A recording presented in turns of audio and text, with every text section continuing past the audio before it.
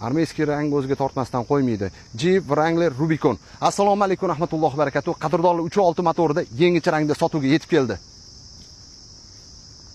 Bu armeyskiy rang boshqachada 1941-yilda ishlab chiqarilgan Willislar, Wranglerlarga urg'u berib chiqarilgan. Keyin motor haqida ozgina ma'lumot berib ketamiz. 3.6 atmosferli motor bo'ladi, V6 bo'ladi.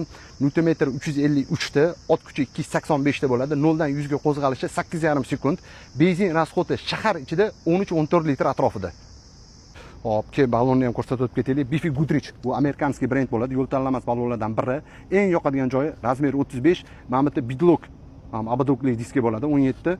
Buni offroadchi o'quvchilarimiz bilishadi. Buni stabilizatori bor. Stabilizatori bir offroadchi o'quvchilarimiz yoritib ko'rsatib berishgan. Mana shu ballon turgan joyda unga qo'zg'alib beradi. Chapga o'ngga. Mana ichiga ham o'tirib oldi bu. Analogiy tablo, multirul, adaptivniy kurs kontrol, polosli движение hammasi bor, slipoy zona, oynalarda ham abagreiflar bor. 3.6 motor, ya'ni qaytarganimda eng yoqadigan rulli chetida mana shu qizil strochkalar ham sport qilib ko'rsatilgan. Menga eng yoqadigan tarafi buni offroadchi ukalarimiz bilishadi. Pulga ham sotib ola olmaydigan narsalardan biri. Differensial, orqa differensial blok bo'ladi, oldi differensial blok bo'ladi.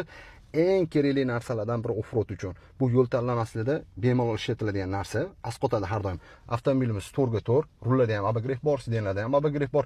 Kerakli bo'lgan 25 modelga hamma funksiya shu mashinada tayyor. Ma'lumot o'rnida agar kerak bo'lsa, qo'shimcha mana bu eshiklar ham yechiladi. Bu eshiklarning o'rniga karkasning eshiklar ham berishimiz mumkin. Lekin ham Alpine kolonkalarning turishini qara, tomlarni yechasan, eshiklarni yechganingdan keyin bir o'zgacha ko'rinish keladi. Alloh hammalarga nasib etsin.